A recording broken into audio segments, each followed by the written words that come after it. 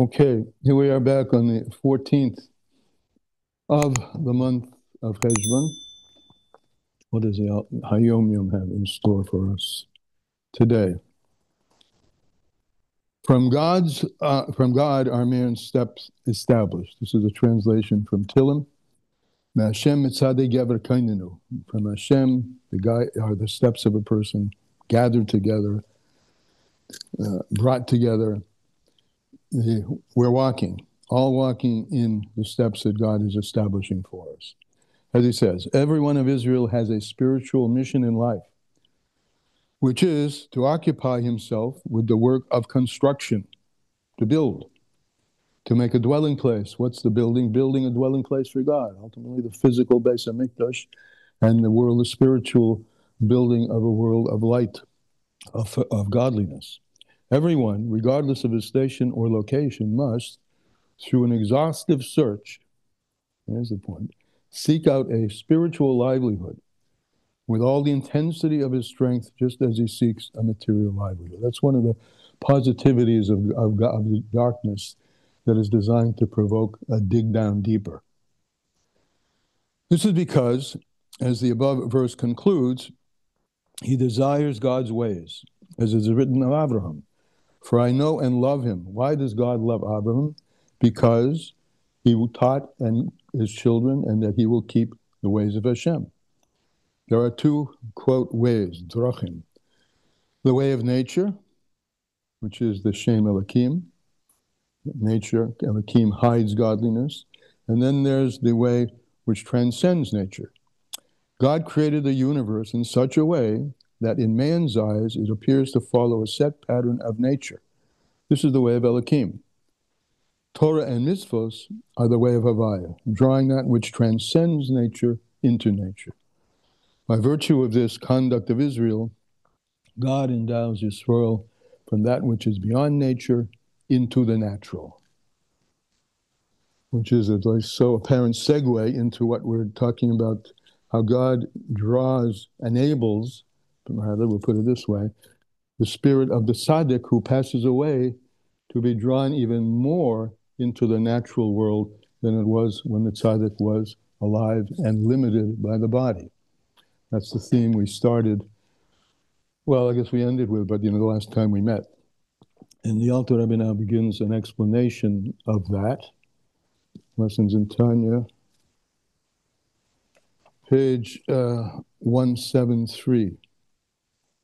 173. And in Likutei Moharan, page 292. Big print, Isa. Very short piece today. Oops. Very short piece today, but pithy. Okay. This is a quote we had before, a quote from the Zohar. Isa b'Zohar HaKodesh. The Zohar says the following: Tzadika de'ispater, a tzaddik who passes away, Ishtachach b'kulhu olmin, he is found in all worlds, meaning this world as well as the spiritual, but in all worlds, Yatem Rebechayehu, more than he was when he was alive. So, the Tzorech Lahavin, we have to understand this. Tenach ba'olam esel yoinim, this is understood. Tenach is a Gemara word, like nach, it's settled. It's easy to understand. That's true, that the tzaddik, when he passes away, emits more light than when he was in the body in the upper worlds, for sure, right? He's no longer encumbered by the encumbrance of the body, and the light of the spirit can just beam outward from him. So it's understood, tenach, it goes well, it rests nicely, that we can understand this, ba'olam esel yoinim, in the supernal worlds, that he's found there more as he rises up over there. Aval ba'olam hazeh, but in this world, how is he found more down here? Yesh lahavin, or yesh lema, one could say, one could explain. We're going to explain this starting with what's brought in the Gemara. Admashika balti admaimer chazal, that which I have received from the sages, And the sages here refer to two places that this is mentioned, maybe more two that I'm aware of, in the Gemara Tainus and in the Gemara Bruchas, where the Gemara expresses the following expression: the Shavich Chaim L'Chol Chai, that he has left behind Shavich. He's left behind life to all living.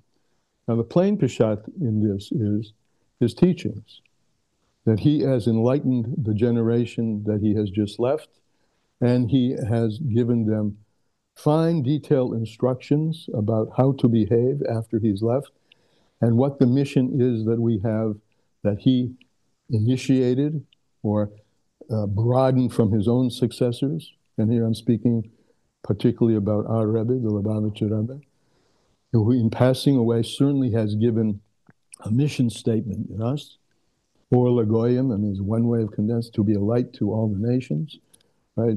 To create a dwelling place for Hashem in the lowest world. And he's given us all the teachings. And so that's the simple way, and that's the way the Gemara understands that in passing away, he has passed on and given us and enlightened us even more than previous generations, because each generation gets broader and broader, the teachings that emanate from Hashem, to all us who are living down here below. Kanaida, as is known. Shechai HaTzadik, as is known, that the life of the tzaddik, the chayas, the vitality of a tzaddik, and here we'll introduce and keep in mind what it says in Pirkei Avos, Amach kulam tzadikim, all of us are tzadikim, we all have that pintele yid of tzaddik, and think about this as we say this. Shechayat tzaddik, that the life of the pintele yid, the life of the tzaddik within us, and that is plainly of speaking, of course, it's the life of the tzaddik who passed away we're talking about.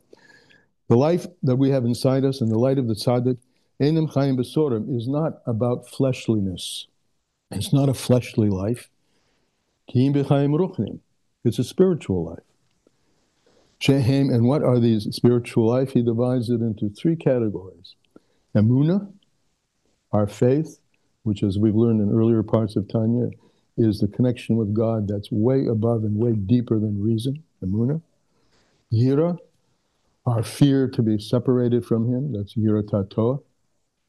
And Ava, and our love for Hashem, our intense yearning to be connected with him, which is to be connected with life, as opposed to be connected with the opposite of life, as opposed to be connected with light, as opposed to the opposite of light. So these are Amunah Yira, and he has given us this. This is the life of the tzaddik. This is the spirituality of the tzaddik, which he has given to us either through his teachings, through his living, but as the Zohar tells us, even more so when he's not encumbered by the body. All of this showers on down to us from above. This Emunah, this Yira, and Ava. Ki be'emunah kasiv, concerning Emunah, it's written in Habakkuk, B'tzadik b'manosa yichya. A tzaddik, again, our pintele yid, our tzaddik, amach kulam tzadikim, is founded on faith. Tzaddik be'emunah b'manosa yichya. The tzaddik in his Emunah lives. Ubayira, and also in his fear, which is also from Mishlei. In Mishlei is written, Yiras Hashem L'chaim, that the fear of God brings life. The fear to be disconnected from God is a force which empowers one to say, I want to be. And I want to be is the yearning. I'm afraid of the separation, and I want to, and I yearn to be connected. So these three things are the things that are motivating us. And what the Talmud is saying is that that's what we have learned from our teacher, and what the Zohar is saying, this is actually happening up above to below as the tzaddik is freed from the limitations of physicality. And Av is written, Kasiv, Reidev Tzedakah V'Chesed Yimtzeh Chayim. Says one who pursues righteousness and kindness will find life. V'Chesed Hu Ava. Chesed is the offspring. Chesed is the driver of love. The midah of Chesed, kindness, is the driver of love. The Shloisha Midas Elo, and these three attributes, in B'chol Olam B'Olam, they exist in every world, right? We down here are just emanations and embodiments, physical, of what exists on the higher levels. And so these things, emuna, emuna, yira, and ava, exist in higher and higher levels in every world. Adoraim hamaylas, up to the highest of worlds. Hakol lefi erech b'chilas hamaylas oilimus, each one of these three, emuna, yira, and ava, manifests itself in a particular way depending on the particular level of the world.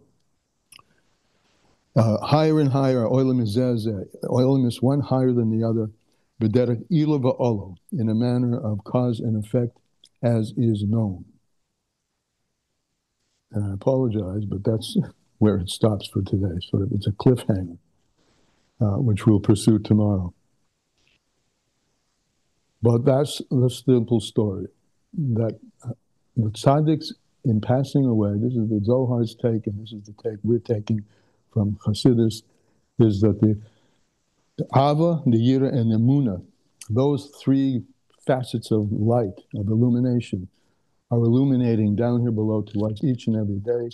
And it's up to us to grab hold of it and use it and empower us to bring more light into the world. Comments, questions?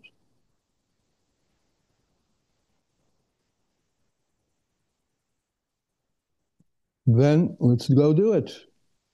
A little light dispels a lot of darkness. See you tomorrow.